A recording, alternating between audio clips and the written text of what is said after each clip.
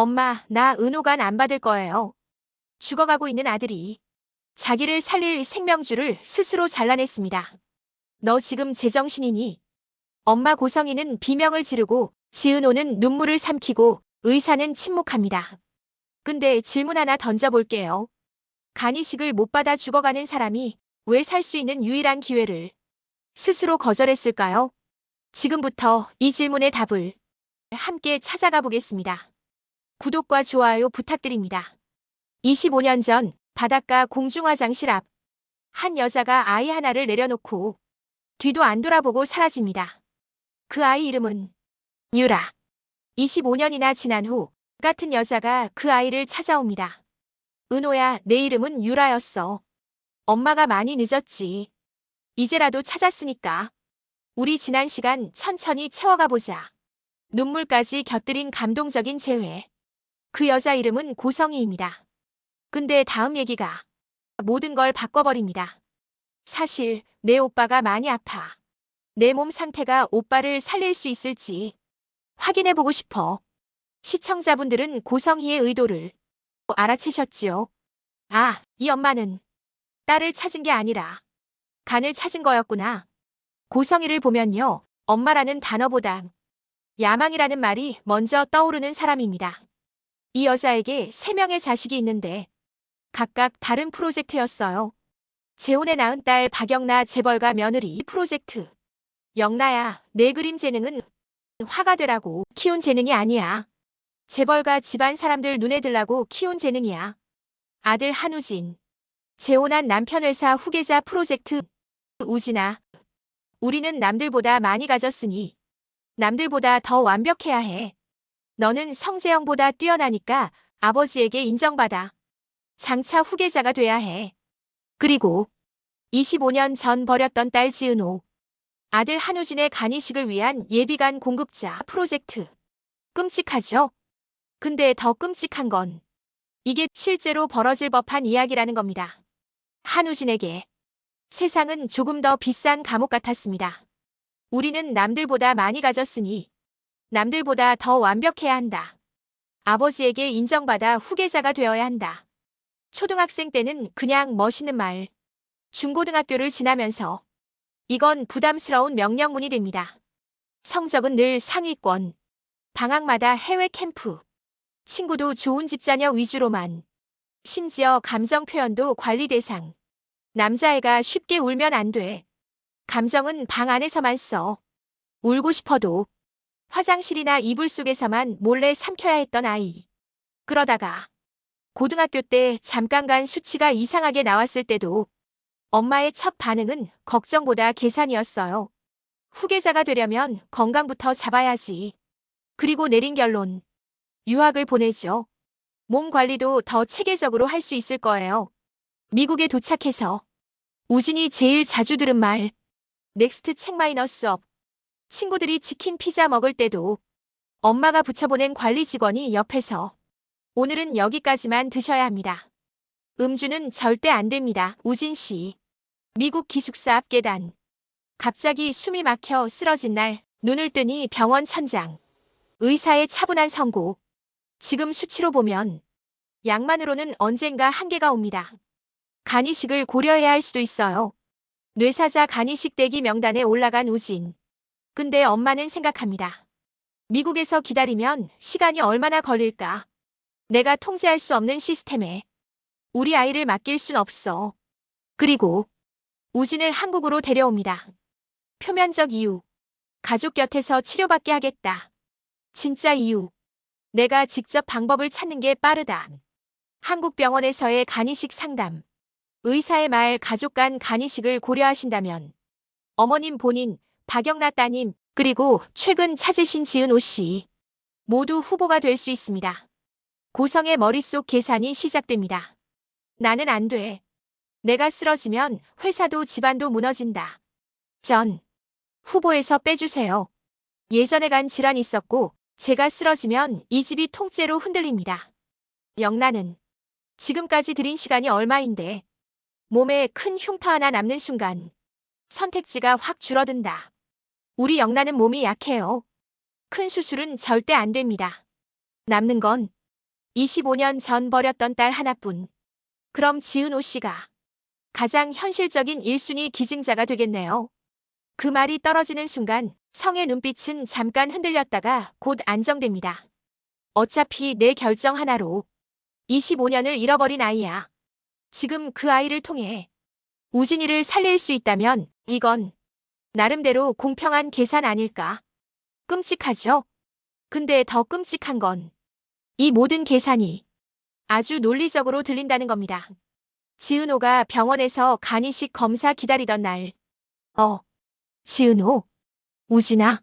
고등학교 때 같이 도시락 나눠 먹고 야자 시간에 몰래 컵라면 먹다가 담임한테 걸려 혼나던 그 친구.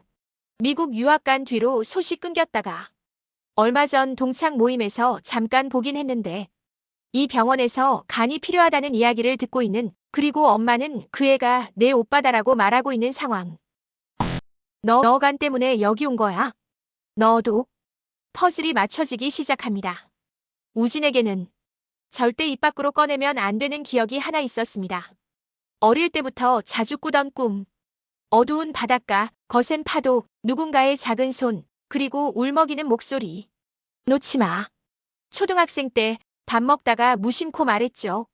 엄마, 나 어릴 때 바닷가에서 누구 손 잡았던 기억이 있는 것 같아. 그 순간 고성의 얼굴이 굳었습니다. 포크 든 손이 멈췄습니다. 그건 그냥 꿈이야. 이상한 소리 하지 마. 그날 밤 집에 있던 바다 사진, 해변 그림, 심지어 파도 소리가 들어간 동요 CD까지 하루아침에 다 사라졌습니다. 대신 남은 말. 우진이는 엄마의 유일한 아들, 혼자 태어난 귀한 아이야. 그거 말고 다른 기억은 가질 필요 없어. 그때부터 우진은 바다 이야기를 입 밖으로 꺼내지 않았습니다. 그런 꿈은 꾸지 말아야 하는 꿈이라고 스스로 다독이면서. 근데 지금 생각해보면 그 꿈속 작은 손이 바로 은호였던 거겠죠. 엄마가 그토록 필사적으로 지우려 했던 기억. 그게 바로 자기가 저지른 일의 증거였으니까. 검사 일정이 한 번 끝나고 둘은 약속처럼 우진 병실에서 하루를 같이 보내기로 합니다. 오늘은 우리 간 얘기 금지다. 그냥 아픈 사람 아닌 척하는 날. 은호가 웃으면서 말하자 우진도 따라 웃어요. 그래 보자. 나 병원 1일 체험 온 사람으로 설정할게. 카드게임을 하고 고등학교 때 찍어둔 흑역사 사진을 구경하고 서로의 SNS 팔로워를 자랑합니다. 야, 너 그때 교복 치마 찢어져서 체육복 바지 입고 등교했던 거 기억나냐? 그거 아직도 트라우마야. 그날 찍힌 사진 아직도 돌아다닌다니까. 웃고 떠들고 평범한 젊은이들처럼 병실 안은 잠시나마 청춘 드라마처럼 보입니다. 근데 바로 그때, 야, 우리 이렇게 웃고 있는 거 마지막이면 어떡하냐? 은호가 툭 던진 농담 같은 말. 그 한마디가 둘의 마음에 꽂혀버립니다. 침묵. 우진이 창밖을 보며 중얼거립니다. 너 알아? 이 평범한 게 제일 사치스러운 거더라. 무슨 소리야? 그냥 친구처럼 웃고 떠드는 거. 간 얘기 안 하고, 병 얘기 안 하고, 그냥 우리처럼 있는 거. 이게 내가 제일 오래 꿈꿨던 건데 정작 이렇게 되니까 너무 짧게 느껴진다. 은호는 아무 말도 못합니다. 그 평범한 하루가 사실은 우진에게 인생에서 가장 중요한 날 중 하나가 됩니다. 내가 살고 싶다는 마음과 이 아이를 지켜주고 싶다는 마음이 처음으로 정면으로 부딪힌 날. 며칠 동안 우진은 병원 복도를 배회합니다. 그러다 우연히 들리는 대화. 따님분 기본 수치 나쁘지 않던데요. 근데 보호자분이 예전에 크게 앓은 적 있어서 기증은 절대 안 된다고 하셨거든요. 아, 그럼 후보군에서 제외해야겠네요. 우진이 멈춰섭니다. 영나도 검사 받았었구나. 근데 엄마가 빼냈구나. 다음 날 또 다른 대화가 들립니다. 어머님 간 상태는 어떻게 나왔어요? 아, 어머님은 아예 검사 안 하신다고. 본인이 쓰러지면 집안이 흔들린다고. 우진은 그제야 깨닫습니다. 엄마는 리스크를 자기에게 제일 덜 중요한 사람에게 보낸다. 그리고 가장 덜 투자된 사람은 늘 한 방향. 바닷가에 버려졌던 쪽. 이 집 밖에서 혼자 자라난 쪽. 지금은 지은호라고 불리는 사람 쪽. 우진 머릿속에 미국 시절 기억이 스쳐 지나갑니다. 뇌사자 대기 명단에 올랐을 때 의사가 말했죠. 대기가 길 수는 있어도 시스템이 공정하게 순서를 관리합니다. 차근차근 기다리시면 됩니다. 근데 엄마 고성이는 그 기다림이라는 걸 못 견뎠어요. 언제 올지 모르는 기회를 하염없이 기다리는 건 제 스타일이 아니에요. 결국 우진을 한국으로 데려왔고 미국 대기 명단은 자동으로 삭제됐습니다. 그때 우진이 물었어요. 엄마, 미국에서 기다리면 안 돼요. 여기 시스템이 더 체계적이라고 했는데 성인은 단호하게 말했습니다. 체계적인 건 좋은데 통제권이 엄마한테 없잖아. 한국 가면 엄마가 직접 방법을 찾을 수 있어. 그 순간 우진은 알았습니다. 엄마한테는 아들을 살리는 것보단 자기 방식대로 살리는 것이 더 중요하다는 걸. 우진은 여전히 살고 싶었습니다. 진심으로, 치사하게, 간절하게. 아직 하고 싶은 거 많고 제대로 연애도 못 해봤고 회사에서 내가 뭘 할 수 있는지도 한 번도 시험해 본 적 없는데. 근데 동시에 이런 생각이 듭니다. 내가 사는 대신 또 한 사람이 엄마 계산기 위에 올라가는 건 아닐까? 영나처럼 자기 인생이 아니라 엄마 프로젝트로 사는 사람. 은호도 그렇게 만들 순 없었습니다. 우진은 담당 의사를 부릅니다. 교수님, 가족간간 이식을 환자가 거부할 수 있나요? 의사 눈썹이 올라갑니다. 법적으로는 환자분이 수술 동의권을 갖고 있습니다. 특정 기증자로부터의 이식을 받지 않겠다고 명시할 수 있어요. 다만 그만큼 다른 선택지가 줄어드는 건 환자분 책임입니다. 만약 제가 지은호 씨가는 받지 않겠습니다라고 서류에 남기면 그 이식은 정말 진행이 안 되는 거예요. 네. 환자분 의사를 무시하고 수술을 강행할 수는 없습니다. 우진은 한참을 침묵하다가 씁쓸하게 웃습니다. 살 기회를 제가 직접 하나 포기하는 셈이네요. 쉽게 내릴 수 있는 결정은 아닙니다. 맞아요. 근데 살 기회를 동생 몸을 희생해서 사는 것도 저한텐 그렇게 쉬운 일은 아니라서요. 의사는 더 이상 말을 잇지 못합니다. 그날 밤 우진은 노트를 한 장 찢어 천천히 편지를 써내려갑니다. 지은호에게 내가 엄마한테 왜 이제야 찾았냐고 물었을 때 나도 옆에서 같이 묻고 싶었어. 왜냐면 엄마가 널 찾은 시점은 그냥 내가 더 아파진 시점이거든. 솔직히 말하면 나 되게 살고 싶다. 진짜 치사하게 살고 싶을 만큼. 근데 내 간을 받고 사는 인생은 나한테 너무 비겁한 버전인 것 같더라. 엄마는 늘 우리를 자기 프로젝트 한 칸으로 써왔어. 영란은 재벌가 며느리 프로젝트, 나는 후계자 프로젝트, 너는 이제 와서 보니 나를 위한 예비간 프로젝트였던 것 같네. 근데 적어도 우리 중 한 명은 여기서 그 판을 깨야 되지 않을까 싶다. 그래서 엄마가 우리 인생 마지막 줄까지 대신 써주는 걸 나는 여기서 멈추려고 한다. 내가 나 대신 또 한 번 버려지는 자리가 되는 건 내가 도저히 못 보겠어.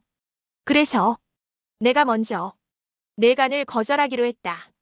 이걸 희생이라고 부르지는 말아줘. 그냥 내 인생에서 처음으로 내가 직접 고른 선택이라고만 기억해줬으면 좋겠다. 너는 엄마의 도구가 아니고 나의 예비 부품도 아니고 그냥 내가 고등학교 때부터 좋아했던 친구이자 이제 알게 된 동생이다. 나중에 혹시 기적처럼 내가 살아남게 되면 그때는 내가 내 편만 들고 살게. 그러니까 이 선택 때문에 평생 날 미워하지만은 말아줘. 한우진. 우진은 편지를 접어 간호사에게 부탁합니다. 나중에 지은호 씨가 수술 얘기 들으러 올 때가 있을 거예요. 그때 교수님 통해서 이거 좀 전해주세요. 며칠 뒤 상담실에 4사람이 모입니다. 담당 의사, 고성애, 한우진, 지은호. 공기 자체가 무겁습니다. 누구도 먼저 말을 꺼내지 못합니다. 의사가 천천히 말문을 엽니다. 현재 검사 결과로는 지은호 씨가 간 이식 기증자로서 의학적 조건을 갖추고 있습니다. 다만 성의가 재빨리 끼어듭니다. 목소리에 안도감이 섞여 있습니다. 그래서 수술 날짜는 언제쯤 잡을 수 있을까요? 아이 상태가 더 나빠지기 전에 의사가 말을 이어갑니다. 다만 환자분인 한우진 씨가 지은 후 시간으로 이식은 받지 않겠다고 명확히 거부 의사를 밝혔습니다. 순간 방 안이 얼어붙습니다. 시계 초침 소리만 들립니다. 무슨 소리예요, 그게? 고성이가 거의 비명을 지르듯 묻습니다. 얼굴이 새하얗게 변했습니다. 우진은 엄마를 똑바로 바라보며 차분하게 말합니다. 엄마, 나 은호관 안 받아요. 너 지금 제정신이니? 내가 어떤 상태인지 설명 들었잖아. 이건 내 기분 따라 정하는 문제가 아니야. 고성의 목소리가 떨립니다. 분노와 당황이 뒤섞여 있습니다. 맞아, 기분 따라 정하는 문제 아니지. 그래서 내 인생 처음으로 진짜 생각하고 결정했어요. 고성희의 시선이 지은호에게 꽂힙니다. 마지막 카드를 꺼내는 순간. 은호야, 너는 어떻게 생각하니? 너도 오빠 살리고 싶지? 목소리가 부드러워집니다. 눈물까지 글썽입니다. 엄마는 내가 그렇게 말해줄 줄 알았어. 우리 가족이잖아. 지은호는 천천히 숨을 들이마십니다. 방 안 모든 사람의 시선이 지은호에게 집중됩니다. 솔직히 오빠 살리고 싶어요. 고성의 얼굴에 안도감이 스칩니다. 검사 결과 듣고 내가 기증할 수도 있겠구나. 마음 준비도 조금씩 했고요. 그래, 역시. 고성이가 속으로 안도하는 순간 지은호가 말을 잇습니다. 근데요, 오빠가 거절했다는 말 들었을 때 이상하게 안도감이 먼저 들었어요. 뭐라고? 고성의 얼굴이 다시 굳습니다. 제가 부품이 아니라 사람으로 봐주는 느낌이 들었거든요. 엄마는 처음부터 제 간에만 관심 가졌지만 오빠는 저를 사람으로 보고 결정한 것 같아요. 의사가 조심스럽게 편지를 꺼내 지은호에게 건넵니다. 우진 씨가 본인의 결정에 대해 직접 설명하고 싶다며 저희에게 맡긴 편지입니다.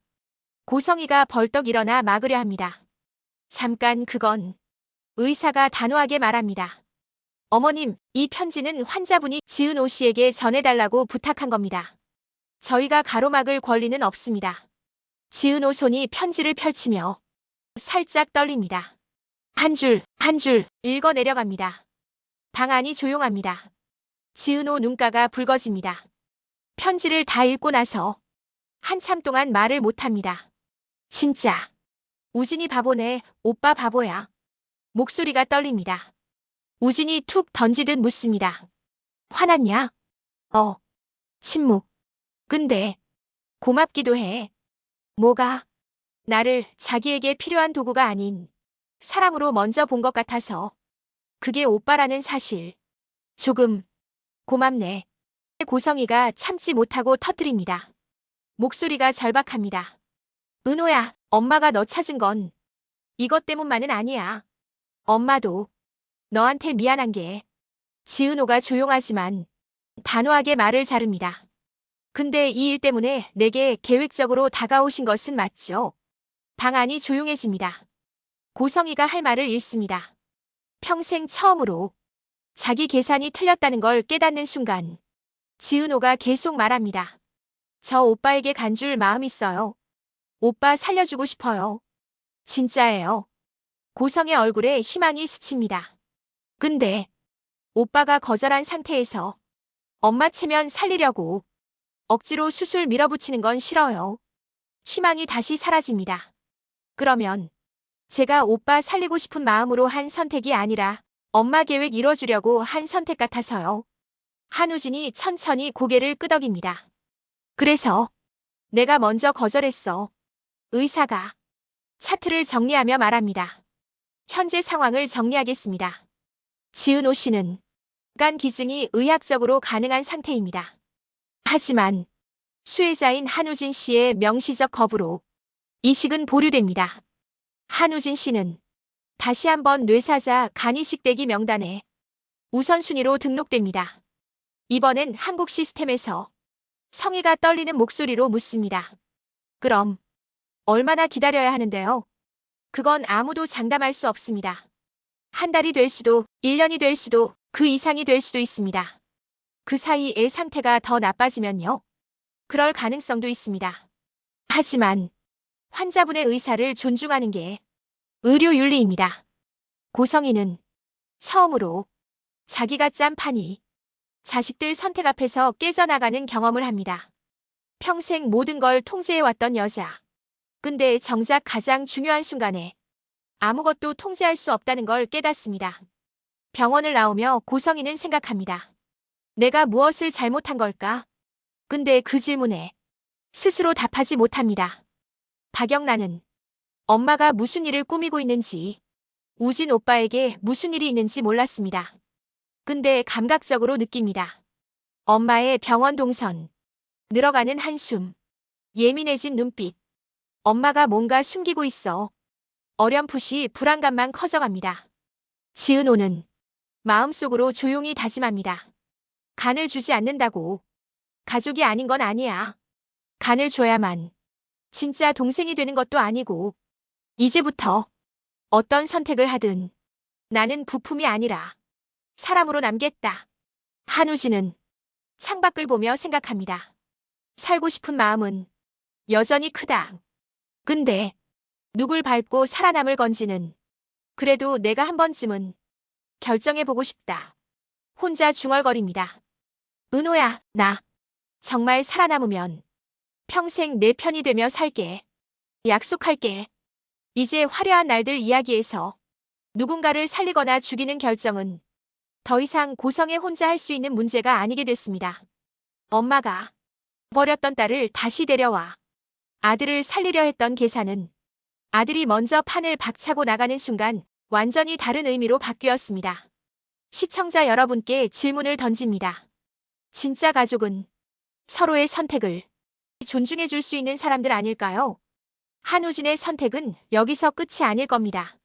이건 새 집안의 판을 한 번 더 뒤흔들 새로운 시작점이 될 겁니다. 고성희가 이대로 버렸던 딸을 이용하는 아들 간이식 프로젝트를 포기할지 아니면 또 다른 야망의 계산을 들고 나올지 그 답은 다음 회차에서 조금씩 드러나겠죠. 죽어가는 한우진은 자신을 살게 할 수 있는 동생 지은호의 간을 거절했습니다. 이건 한 사람이 평생 처음으로 자기 인생을 직접 고른 순간이었습니다. 여러분은 어떻게 생각하시나요? 다음 편에서는 박영라가 드디어 진실을 알게 되는 순간, 그리고 고성희의 또 다른 프로젝트 전개가 펼쳐집니다. 더 흥미로운 이야기로 찾아오겠습니다. 구독과 좋아요 부탁드립니다. 감사합니다.